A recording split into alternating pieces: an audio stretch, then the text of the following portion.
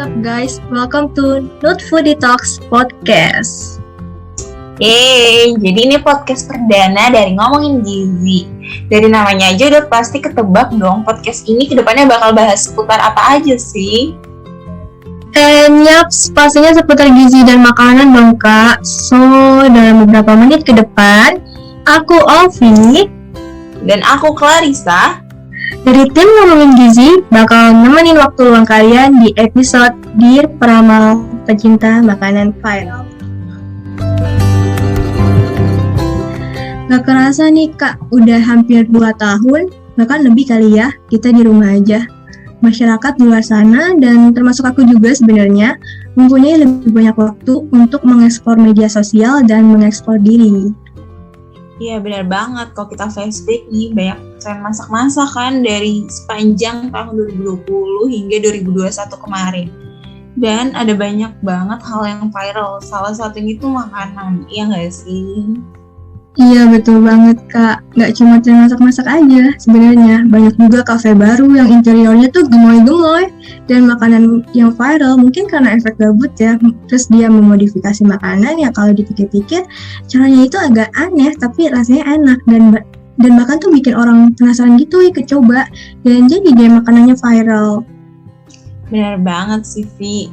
Nah teman-teman, tadi kita udah dapet tuh keywordnya makanan viral. Nutri-Friends, tahu nggak sih makanan viral itu apa?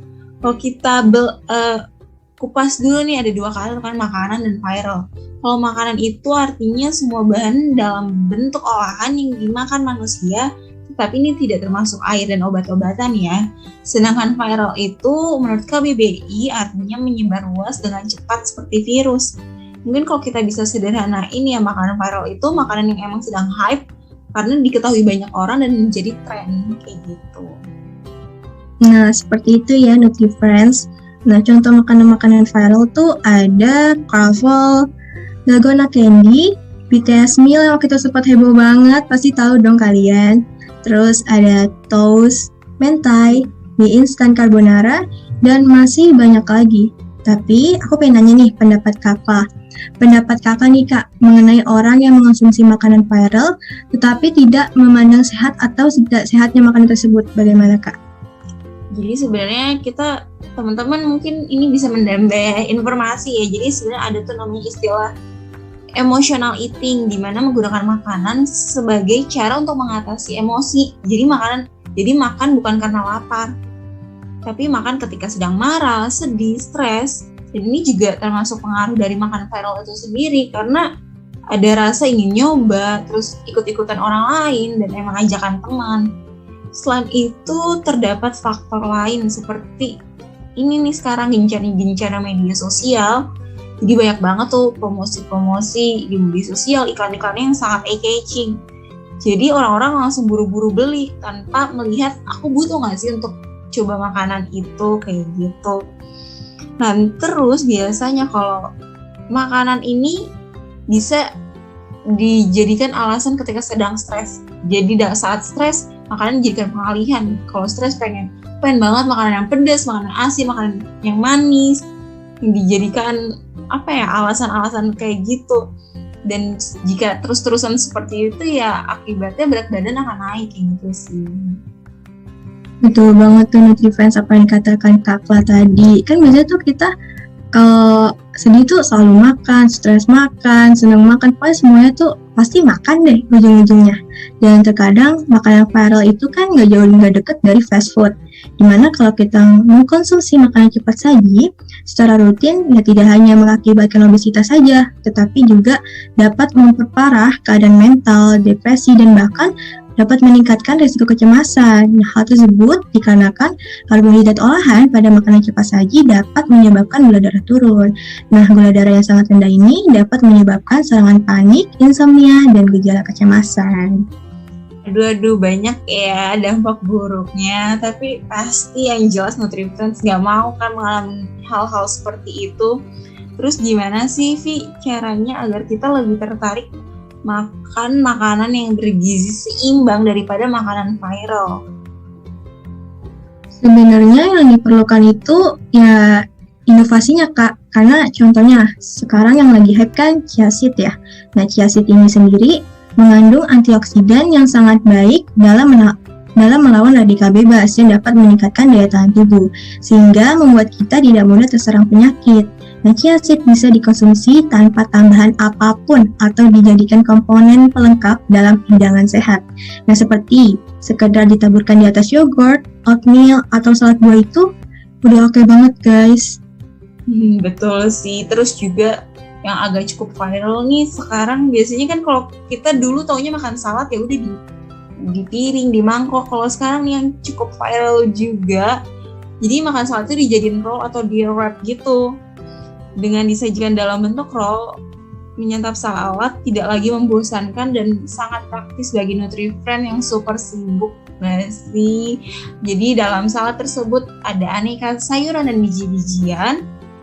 Tentunya ya udah kita tahu sayur dan biji-bijian mengandung serat dan berbagai vitamin yang pastinya dibutuhkan oleh tubuh. Betul banget tuh Kak, aku tuh sering banget lihat iklan di Instagram gitu lewat kayak salad roll gitu, dan itu emang eye-catching banget sih, kayak pengen nyoba jadinya. Nah, makanan selanjutnya itu ada smoothie bowl. Nah, smoothie bowl ini perpaduan antara buah apa aja, dan selai kacang yang di-blend lengkap. Toppingnya yang lezat itu bisa banget kamu jadikan sebagai menu sehat yang nikmat loh, Nutrifriends.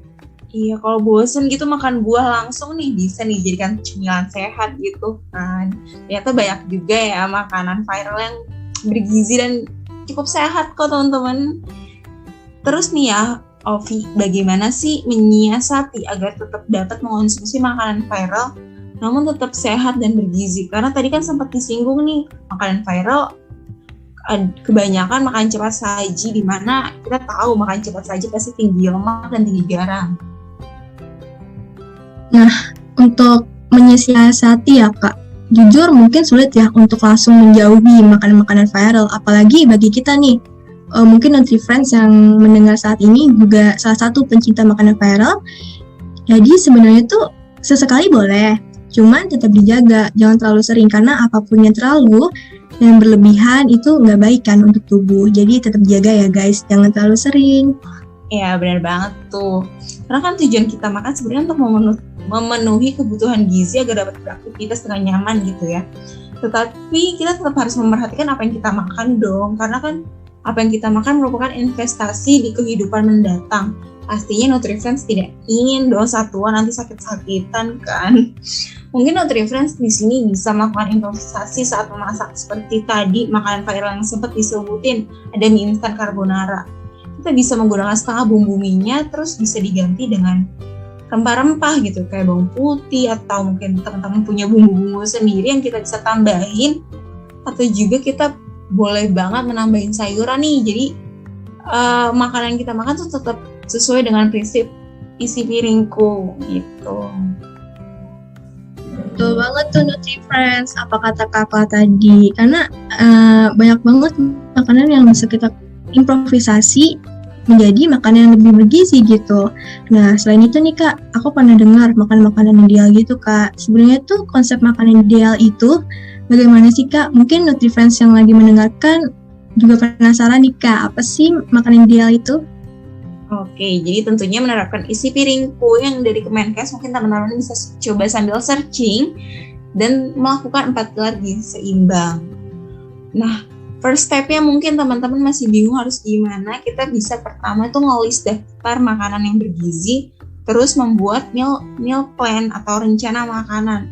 Karena seringkali kalau kita punya niat untuk menjauhi makanan yang kurang bergizi itu ya, makan-makanan viral yang mungkin masih buruk, terus akhirnya tidak mampu menahan godaan karena kita nggak ada rencana nih kan. Kalau udah direncana kita akan berpatok pada apa yang kita buat gitu kan, jadi nggak bakal tuh salah pilih jenis makanan.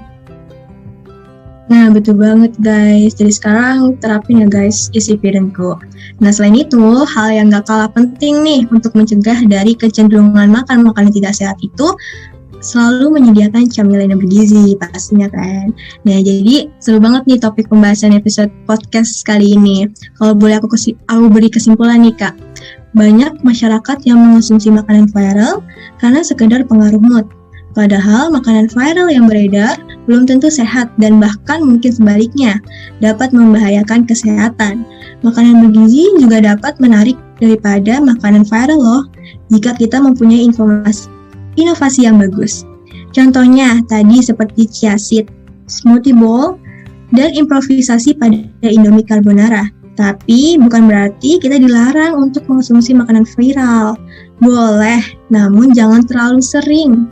Konsep makanan ideal dengan menerapkan isi piringku dapat mengurangi kecenderungan kita dalam mengonsumsi makanan tidak sehat. Sebagai penutup nih, bagi kamu yang ingin request bahasan next podcast, boleh banget langsung DM Instagram @ngomongingizi guys. Oke, ditunggu ya Nutrifriend saran-saran topik berikutnya. Nah, Olvi, sebelum kita tutup, kayaknya nggak lengkap nih kalau nggak pantun dulu nggak sih? Betul banget Kak, boleh. Oke, kita mulai dari di pasar banyak yang diobral. Ada selimut guling bantal. Buat kamu pencinta makanan viral, Viral belum tentu ideal loh. Goodbye, see you on the next episode guys. dah.